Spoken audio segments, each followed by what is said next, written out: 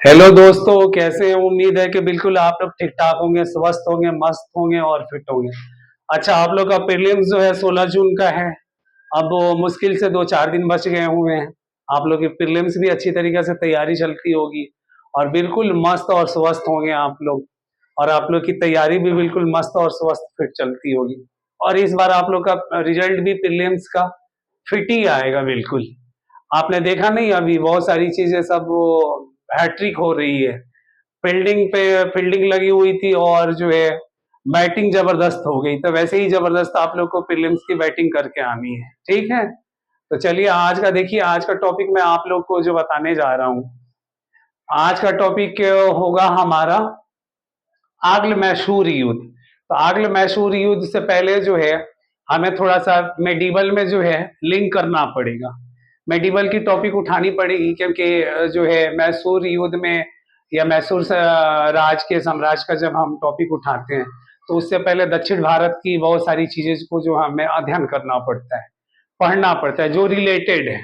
और अगर आप मैसूर साम्राज्य मैसूर राज से अगर क्वेश्चन कोई आ रहा है तो जब तक आप लोग अकॉर्डिंग मेंस के अकॉर्डिंग बोला जाए तो आप लोग लिखेंगे मेंस में, तो जब लिंक नहीं करेंगे तो आप लोग को मार्क्स भी गेन नहीं कर पाएंगे आप लोग। तो ये है कि आप लोग टॉपिक को जो है ना, एक टॉपिक को दूसरे टॉपिक से आप लोग रिलेटेड करना सीखिए और एक टॉपिक से दूसरे टॉपिक को रिलेटेड कीजिए। जैसे आपको मेडिवल है तो मोडर्न से करना है, मोडर्न को जो है आपको बहुत सारी ऐसी टॉपिक हैं जो वो ग्लोबल हिस्ट्री वर्ल्ड हिस्ट्री से करना है। एंशियंट को मेडिवल को करना है आपको, मॉडर्न को भी उधर एंशियंट से दिखा देना है और ज्योग्राफी से दिखाना है आप लोग को, इकोनॉमिक से दिखाना है। एक सब्जेक्ट को दूसरे सब्जेक्ट से आपको अटैच करना है। तो चलिए अब चलते हैं, ज्यादा जो है आपको अपना प्रोसेस नहीं बढ़ाते हैं और टॉपिक की तरफ चलते हैं। तो इसमें जो है आज मैं मध्यकालीन भारत में आप लोगों को मैं पढ़ाऊंगा। इसमें है मध्यकालीन भारत या मध्ययुगीन भारत। तो मध्ययुगीन भारत या मध्यकालीन भारत में जो है पहला टॉपिक इसमें रहेगा प्रारंभिक काल। मतलब प्रारंभिक काल ये कहाँ का हो रहा है, ये जो है मेडिवल का प्रारंभिक काल हो रहा है जो दक्षिण भारत के तरफ है। तो आगे आप चलेंगे पश्चिमी पश्चिम में मुस्लिम आक्रमण, मतलब पश्चिम राज्य में जो है मुस्लिम आक्रमण हुआ था भारत पे, तो वो कैसे हुआ था और दक्षिण में उनका क्या असर पड़ा था। ठीक है, उसके बाद इसी में आपको आ जाएगा दिल्ली सल्तनत। तो दिल्ली सल्तनत तो बहुत लंबा चैप्टर है और दिल्ली सल्तनत में इतना जो है आपको जब आगे मेडिवल कराया जाएगा तो उसमें पूरा सब कुछ टॉपिक पॉइंट टू पॉइंट करवाया जाएगा। मगर इसमें आपको इसलिए मैं रिलेटेड करा रहा हूँ कि मैसूर राज्य में जो है ना आप लोग कोई दिक्कत ना हो। विजयनगर साम्राज्य, विजयनगर साम्राज्य आपको मैसूर से अटैच करना ही करना है। तो ये हो गया। मुगल आक्रमण आप लोग करवाना है, उसके बाद सूर्य साम्राज्य को करवाना है। तो ये रह गया टॉपिक आप लोगों का। हेमचंद्र विक्रमादित्य साम्राज्य, जो हेमदत्त विक्रमादित्य साम्राज्य को जो है ना समुद्रगुप्त की उपाधि दी गई थी। क्यों दी गई थी आप लोग को? जब गुप्तोत्तर काल में जब आप लोग आएंगे तो आप समुद्रगुप्त के बारे में जो है आप युद्ध के अभियान में और राज्य विस्तार के अभियान में और अखंडता प्रभुता के अकॉर्डिंग अगर देखा जाए तो कितने जो है ना समुद्रगुप्त की चर्चाएं थी। और समुद्रगुप्त को नेपोलियन बोनापार्टी भी एक संज्ञा दी गई थी और इनको भी हेमचंद्र विक्रमादित्य को भी नेपोलियन बोनापार्ट और समुद्रगुप्त की उपाधि दी गई थी। ठीक है, तो चलिए अब चलते हैं टॉपिक की तरफ। मध्यकालीन भारत या मध्ययुगीन भारत प्राचीन भारत और आधुनिक भारत के बीच के भारतीय उपमहाद्वीप के इतिहास की अवधि को दर्शाता है। भारतीय इतिहास में मुख्य मध्यकालीन कालखंड 1200 ईस्वी से 1750 ईस्वी तक का है। ठीक है, आप आप जो है जब देखेंगे मेहरानगढ़ की किला को 1459 ईस्वी में मध्यकालीन वास्तुकला का उदाहरण है। ये सबसे अच्छा जो है उदाहरण क्या है? मेहरानगढ़ की जो किला है उसका उदाहरण। ये कब है? 1459 ईस्वी के मध्यकालीन वास्तुकला आर्ट एंड कल्चर का। ठीक है, मध्यकालीन भारतीय इतिहास काल का विभाजन हम कैसे करते हैं? निर्माण हुआ मध्यकालीन भारत की अवधि की परिभाषाओं में व्यापक रूप से भिन्नताएं हैं और आंशिक रूप से इस कारण से कई इतिहासकार अब इस शब्द से प्रयोग करने से बचते हैं। देख लीजिए जो है ना पहले यूज होता था मगर अब के जो इतिहासकार हैं वो ये जो वर्ड है मध्यकालीन भारत की अवधि के परिभाषाओं के व्यक्त रूप से विभक्त करने में बचते हैं, मतलब एक तरह से बच के निकल जाते हैं, पूरी तरीके से परिभाषित नहीं करते हैं। आगे जो है इसमें आप आइएगा, तो इसमें पहला पॉइंट आपको क्या देखना होगा, प्रारंभिक काल देखना होगा। इसका सन क्या है, 650 से लेकर 1250 ईस्वी तक का है। और गत मध्यकालीन या मध्यकाल का क्या है, 12 से लेकर 1750 तक का है। अब इसके बाद से नेक्स्ट टॉपिक में जब आप आइएगा, पश्चिम में मुस्लिम आक्रमणों में तेजी, मतलब मैंने आपको बोला ना कि जो है पश्चिम में, यहाँ पे देखिए आप लोग, पश्चिम पश्चिम में मुस्लिम आक्रमणों की तेजी, मतलब ये मुस्लिम आक्रमणों की तेजी कहाँ से, भारत से और अरब तथा तुर्कों की जो भारत उपमहाद्वीप पे आक्रमण होगा, तो ये कैसे होगा, तो इसके बारे में जो है ना, और वो करेंगे यहाँ पे, तो क्या वो पराजित होंगे या फिर विजयी होंगे, या उनका जो है सामाजिक, आर्थिक और भौगोलिक दृष्टिकोण से क्या असर पड़ेगा, तो ये सब हम लोग टॉपिक देखते हैं। चलिए चलते हैं। तो पश्चिम से मुस्लिम आक्रमणों में तेजी, फारस पर अरबी तथा तुर्कों की विजय के बाद 11वीं शताब्दी में इन शासकों का ध्यान भारत की ओर आया, और इससे पहले छिटपुट रूप से कुछ मुस्लिम शासक उत्तर भारत के कुछ इलाकों पर जीत किया या राज किया, उत्तर भारत के कुछ इलाकों पे जीत किया या राज किया, याद रखिएगा लोग। इनका प्रभुत्व तथा प्रशासन अधिक समय तक नहीं रहा, मतलब अधिक काल तक नहीं रहा। अरब सागर के मार्ग से भारत अरब सागर के मार्ग से लोगों का दक्षिण भारत के कई इलाकों पे, खासकर केरल में अपना व्यापार संघर्ष कई सदी पहले ही बना चुके थे। ठीक है, अब क्या थे ये लोग जो अरब से आए हुए थे, तो ये क्या है, केरल में आपको बताया कि दक्षिण में सबसे पहले ये समुद्र के रास्ते जो आए, अरब सागर से होते हुए दक्षिणी तट पे, कालीकट के तट पे पहुंचे, और वहां पे इन्होंने जो है ना मसाले का व्यापार चालू किया, और वहां से और भी जो है मसाले हो गए, आपको लौंग हो गया, भूसड़ों का जो है ना व्यापार चालू किया इन लोगों ने। ठीक है, और जो है आप उसके बाद आप जब यहाँ पे एक पॉइंट आप लोग थोड़ा सा उधर से भी, आप जब यूरोपियन का आगमन हुआ है, वास्को डी गामा का, तो वो भी कालीकट पे पहुंचा है, तो थोड़ा एक दो लाइन जो है ना एक कोटेशन डाल के और वहां पे ये लिंक कीजिएगा लो आप लोग। ठीक है, अभी इसमें जो है आएगा आपको दिल्ली सल्तनत, उसके नेक्स्ट टॉपिक में आपको दिल्ली सल्तनत में दिखाना होगा, थोड़ा सा दिखाना होगा। इसमें क्या दिखाना होगा, 12वीं सदी के अंत तक भारत पर तुर्क, अफगान तथा फारसी आक्रमण बहुत तेज हो गए थे। फारसी मतलब जिसको आज हम ईरान बोलते हैं। ईरान जो है उस टाइम में भारतीय उपमहाद्वीप का एक अंग था, महत्वपूर्ण अंग था। ठीक है, मोहम्मद गौरी के बराबर आक्रमण ने दिल्ली सल्तनत को हिलाकर रख दिया, और 1192 ईस्वी में तराइन के युद्ध में दिल्ली के चौहान वंश के शासक पृथ्वीराज चौहान पराजित हुए, और इसके बाद दिल्ली की सत्ता पर पश्चिमी आक्रमणों का कब्जा हो गया। हालांकि मोहम्मद गौरी पृथ्वीराज को हराकर वापस लौट गया, पर उसके गुलामों के दास ने दिल्ली की सत्ता पर राज किया, और आगे यही दिल्ली सल्तनत की नींव रखी। मतलब किसने किसने किया था, मोहम्मद गौरी ने किया था, और किनको, पृथ्वीराज चौहान को हरा के दिल्ली पे अपने गुलाम को स्थापित करके चला गया। और ये जो है ना गुलाम वंश जो थे, आगे चल के इनका नाम क्या रखा गया, दिल्ली सल्तनत के नाम से नींव पड़ा। ठीक है, तो अब इसमें कौन कौन सी बिंदु आएगी वो आप लोग को मैं बता रहा हूँ। गुलाम वंश आएगा पहला, दूसरा में आएगा खिलजी वंश, तब आएगा तुगलक वंश आएगा, फिर आएगा सैयद वंश आएगा, उसके बाद लोधी वंश आएगा। ठीक है, अब यहाँ पे तो ये जो है दिल्ली सल्तनत की जो है ना वंशेस हो गई। ठीक है, अब इधर से थोड़ा सा आप लोग दक्षिण की तरफ चलिए, दक्षिण भारत, विजयनगर साम्राज्य की तरफ चलिए। विजयनगर साम्राज्य पर 4 वंशों ने शासन किया था। कौन कौन से किया था विजयनगर साम्राज्य में, ये है आपको संगम राजवंश हो गए, सुल्लभ राजवंश है, तुलु राजवंश है, अरविंद राजवंश है। तो ये क्या है, ये आप लोगों को विजयनगर साम्राज्य का जो रह गया। आप लोगों ने देखा दिल्ली सल्तनत में भी आपने देखा कि जो है 5 जो है वंश जो है शासन किए, और विजयनगर साम्राज्य में भी कितने किए, 4 वंश ने जो है ना शासन की है।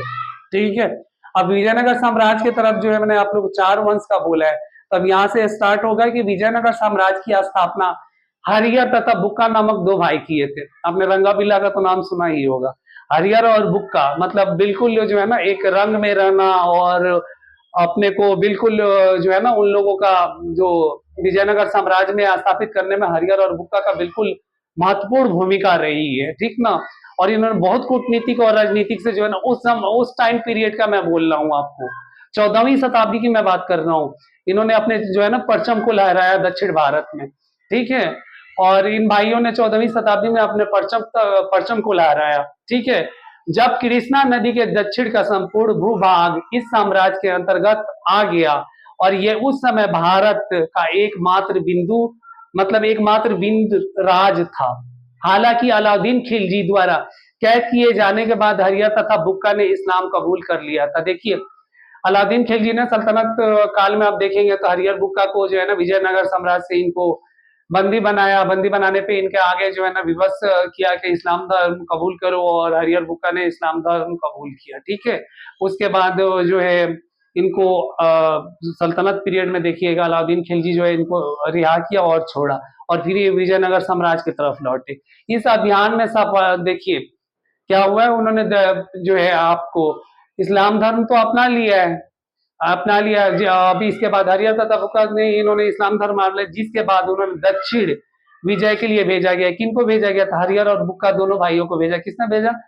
जो आपको अलाउद्दीन खिलजी ने भेजा था। इस अभियान में सफलता न मिल पाने के कारण उन्होंने विधारनायक नामक संत के प्रभाव में उन्होंने वापस हिंदू धर्म को अपना लिया। देखिए उन्होंने जहां से गए हुए उसी धर्म में उसी को अपने जो बोला जाए अपने कुटुंब में वो लौट आए, ठीक है।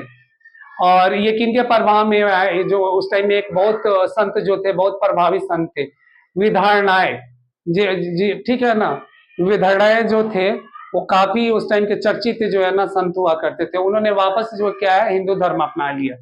और उस समय विजयनगर के शत्रुओं में बहमनी, अहमदनगर, हौसल, विजयपुर तथा गोलकुंडा राज थे। अब हौसल का भी जो है ना चर्चा बहुत मिलेगा आपको विजयनगर में। अहमदनगर का भी जो है ना आप लोगों ने हिस्ट्री में जब आप लोग वो पढ़ाया जाएगा ना, जब आप आएंगे दक्षिण भारत की तरफ, जब प्रैक्टिकली जब उस पॉइंट को हाईलाइटेड किया जाएगा तो आप लोगों को पढ़ना होगा, बीजापुर भी पढ़ना होगा, गोलकुंडा भी पढ़ना होगा।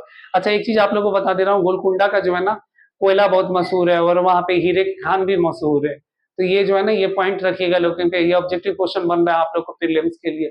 मुगल आक्रमण और अन्य साम्राज्य का उदय जो है सन कितने में हुआ था? 1504 से 1556 ईस्वी में, ठीक ना, याद रखिएगा। प्रारंभिक मुगल आक्रमण कब हुआ था? अफगानिस्तान के मुगल आक्रमण की शुरुआत 1504 में मुगल वंश के आक्रमणों की शुरुआत हुई थी। और इसके जो है 1504 में मुगल वंश के संस्थापक कौन थे? बाबर नामक चतगई तुर्की सरदार के साथ हुई थी, ठीक है। और 1519 में काबुल के राजा बाबर ने पहली बार भारत पर आक्रमण किया और पंजाब पर हमला किया। उसने उससे पहले बाजौर पर कब्जा कर लिया और उसी संघर्ष में उसने उसने उसको भी जीता, ठीक ना। तो ये क्या है, बाजौर में जो है ना इन्होंने अपना किसने, बाबर ने जो है कब्जा किया, मतलब। और देखिए उसके बाद क्या किया, बाजौर में कब्जा किया और भोरा पर भी उसने कब्जा किया, बाजौर और भोरा पे भी कब्जा किया, याद रखिए। उसके बाद कब आएगा? सुर साम्राज्य जो है ना आपको, सूरी साम्राज्य जो है यहाँ पे, सूरी साम्राज्य के बारे में आप लोग को जो है ये पॉइंट, सूरी साम्राज्य भारतीय उपमहाद्वीप के उत्तरी भाग में स्थित पस मतलब जो है ना उत्तरी भाग में कौन थे? पश्तून आप लोगों को पता ही है कि आजकल पाकिस्तान का एक जो है एरिया, मतलब एक पाकिस्तान का भाग है जहां पे पश्तूनी नस्ल के शेरशाह सूरी द्वारा स्थापित एक साम्राज्य था। पश्तून ये आपको पड़ जाएगा। अब पाकिस्तान के अगर आप मैप देखेंगे तो ये पड़ जाएगा अफगानिस्तान और पाकिस्तान, मतलब वो पश्चिम और जो है ना आपको पश्चिम और उत्तर के जो एरिया पड़ेगा वहां पे आपको पश्तून पड़ेगा। तो पश्तून और पश्तून में जो है अभी पीछे काफी जो है ना हाईलाइटेड भी था पश्तून को लेके, जो आपने पहले देखा होगा तहरीक तालिबान को लेके पाकिस्तान को ये करके, क्योंकि पाकिस्तान पे तहरीक तालिबान का जो है ना कई बार आक्रमण हो भी चुका है, क्योंकि पाकिस्तान का रिलेशन ऐसा रहा है कि किसी से भी कोई अच्छा संबंध नहीं रहा अपने जो पड़ोसी देश से। तो ये रह गया आपको। तो अब रह गया जो है क्या किया इन्होंने, सूरी साम्राज्य को स्थापित किया। सन 15 कब का किया था? 1540 से लेकर 1557 तक इन्होंने युद्ध किया। और इसी दौरान सूरी परिवार ने बाबर द्वारा स्थापित मुगल सल्तनत को भारत से बेदखल कर दिया और ईरान में शरण मांगने पर मजबूर कर दिया। क्या है, बाबर क्या था? तुर्की था, और वो कहा जाके ईरान में, मतलब फारस में जो है ना शरण लिया। अब आइए हेमचंद विक्रमादित्य मतलब विक्रमादित्य साम्राज्य। तो इसमें हेमचंद्र विक्रमादित्य साम्राज्य को आपको पता, मैंने बोला ही है कि आपको समुद्रगुप्त की उपाधि दी गई थी, नेपोलियन बोनापार्ट की उपाधि दी गई थी, ठीक ना। हेमचंद्र तुलना की जाती है, देखिए समुद्रगुप्त की तो उपाधि दी जाती है, मगर अभी भी बहुत सारे इतिहासकार हैं जो नेपोलियन बोनापार्ट की तरह बोला जाता है, क्योंकि हेमचंद्र जो है अपने साम्राज्य को बचाने के लिए कई युद्ध लड़े थे, ठीक ना। और इन्होंने भी नेपोलियन की तरह अपनी जो है ना कूटनीतिक और राजनीतिक जो है ना अपनी सारी जो है ना विचार बनाई और एक उसमें उन्होंने काम किया और कई युद्ध भी लड़े।